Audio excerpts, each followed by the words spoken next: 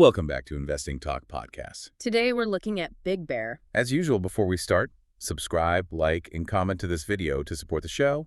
And if there's a specific company you want us to look into, leave it in the comments below. So let's get into the analysis.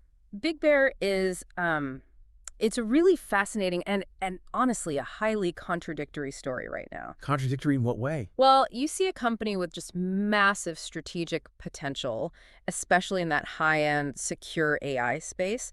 But operationally, it's still grappling with some, tough reality. Like being so reliant on government contract cycles. Exactly. It's a complete bull versus bear paradox. Okay, let's unpack that paradox.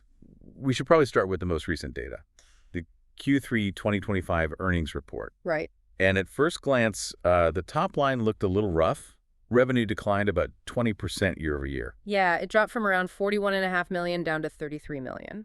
That kind of contraction is, well, it's painful for a tech company. And what was the reason they gave? Management pointed to timing issues, lower activity on, I think, a couple of specific U.S. Army programs. It just highlights that volatility you sign up for. Right, your revenue is tied to government budgets that are totally outside of your control. Totally. But the report wasn't all bad. There were some numbers that definitely got investors excited, particularly on the bottom line. Oh, for sure. The GAAP loss per share was much narrower than expected, -3 cents versus a forecast of -5. And they actually reported a GAAP net income of $2.5 million for the quarter. I mean, that's a huge swing from the loss they had last year. It's a massive swing. Going from a loss to a profit always grabs headlines, but, and this is a big but, we have to peel back the onion for everyone listening. Okay. That $2.5 million in GAAP net income, Right. It was primarily driven by non-cash items. Wait, slow down there. Non-cash derivative valuation gains. Yeah. What does that actually mean in plain English, and why should we basically ignore that net income number? It's crucial context. Those gains aren't profit from selling their AI software. They are just accounting adjustments. It's noise. It tells you nothing about the health of the core business. So if we strip out that financial noise, the picture is, well, still pretty challenging. That's where adjusted EBITDA comes in, right? Exactly. When you look at the actual core operation, adjusted EBITDA was still deeply negative. How negative? Negative $9.4 million. That confirms the operating business is very much still in a turnaround phase. They're spending more to run the business than they're making from sales. And the gross margins also compressed a little bit, down to around 22%. Which is a key indicator. It shows Big Bear still operates a lot like a systems integrator, a consultant selling hours, not a pure high-margin software company. Yeah, that margin difference is a huge drag on the valuation. We'll get to that when we compare them to Palantir later. But the market looks forward, not back. And the forward view is compelling. Analysts are projecting a really substantial revenue rebound, forecasting something like 30% growth in 2026. So the market thinks these contract issues are temporary. It does. It expects new catalysts to kick in and, fundamentally change their revenue profile. And that leads us right to the core of the bull case, just the sheer amount of liquidity this company has. We're talking about a fortress balance sheet. It truly is. Big Bear finished Q3 with an incredible record cash and investment balance of roughly $715 million. That is an astonishing amount of capital for a company this size. Over $456 million of that is pure cash. And if you factor in their debt, they're sitting on a net cash position of around $575 million. Okay, so what does all that cash do for them? 3 vital things. First, it completely de-risks them against any short-term losses. Second, it gives them immense runway. And third, maybe most importantly, it gives them massive leverage for acquisitions. And we're already seeing that cash put to work with the deal to acquire Ask Sage for $250 million? Yep. This deal seems to be the entire engine of their new strategy. It is the single most important strategic move they've made. And when you ask why Ask Sage is worth $250 million, which is a steep price, the answer is simple. The moat. Explain that moat, specifically in the defense context. Ask Sage is a generative AI platform built for defense and national security.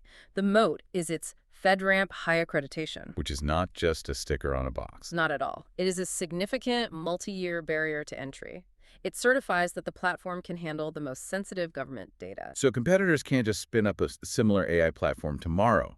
Big Bear becomes the secure layer, letting government clients tap into models like OpenAI's without compromising security. Precisely. They become the trusted, secure wrapper. And the growth numbers, they really support this thesis. Ask Sage's annual recurring revenue is expected to hit $25 million in 2025. And that's a six-fold increase from the year before. A massive increase. This isn't just about adding revenue, it's about changing their whole business to high-margin, sticky subscription revenue. They already support over 16,000 government teams. And they're expanding internationally, too. The new Abu Dhabi office, the partnership with Second for Military AI, it's an aggressive growth-first strategy. It's an incredibly strong fundamental story, but we have to transition to the recent market action because this is where the volatility and the drama just hit a fever pitch. Right. This is the part that reads less like a financial analysis and more like a detailed account of a stock market heist.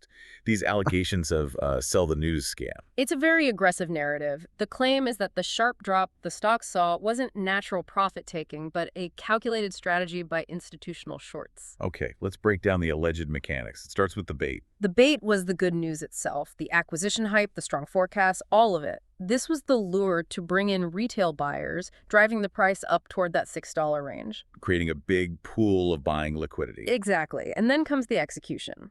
At the peak of that buying, massive short positions were allegedly unleashed. Institutions sold huge blocks of shares into that retail buying and just crushed the momentum. And what's the evidence of premeditation here? There was a mention of an SEC filing, a Form 144. Right. This form signals an insider's intent to sell a large block of restricted shares. And allegedly, this form was filed days before the hype really peaked. So it suggests they were waiting for peak retail excitement to provide the liquidity for their exit. That's the allegation, that they were ready to capitalize on the surge right before the shorts attacked. So if you have insiders and massive shorts both dumping stock, why doesn't the price just instantly crater and cause a panic? That's the critical piece. Dark pools. The private exchanges. Exactly. The claim is that over 33% of the day's total volume was executed in these dark pools. It lets them process huge sell orders quietly, hidden from the public market. So it's like they're selling their position in a back alley to suppress the price without putting up a giant for sale sign that everyone can see. A perfect analogy. It prevents panic and lets them manage the decline. And the final goal of this whole operation, they argue, is to break a critical support level. Which is $5.50. Why does that specific level matter so much? Because that's where so many retail traders set their stop losses, their automatic sell orders.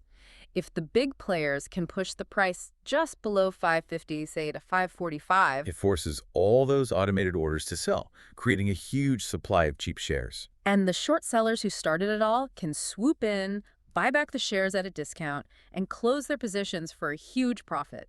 It's called liquidity harvesting. That puts a huge burden on the individual investor to understand not just the fundamentals, but these complex, almost weaponized market mechanics. Absolutely. And that's why we have to contrast Big Bear with its closest counterpart, Palantir. Yeah, that comparison comes up a lot, but it falls apart pretty quickly when you look at the business model. It really does. Palantir's revenue growth is just dramatically higher, and their customer base is far more diversified.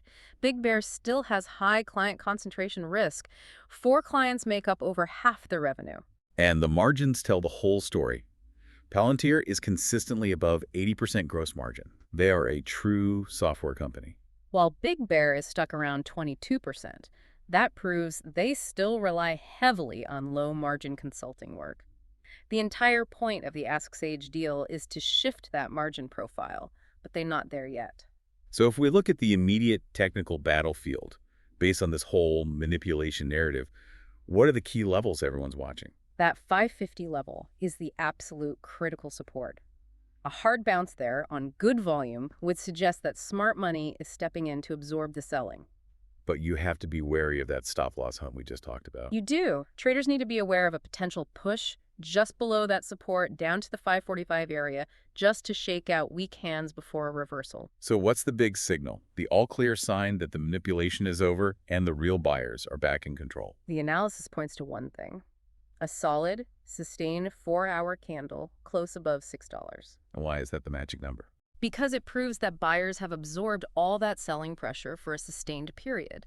Once that happens, the analysis suggests the upside target is 750, maybe even higher.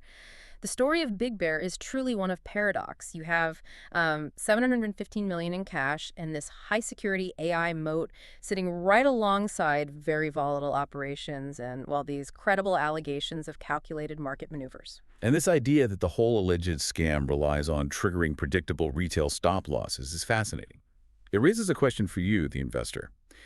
If Big Bear has acquired a true AI moat with FedRAMP high, does the volatility of legacy business even matter? Or is the cash just buying them enough time to become the next Palantir, something for you to mull over? Indeed. Make sure you subscribe to Investing Talk podcast so you don't miss our next analysis.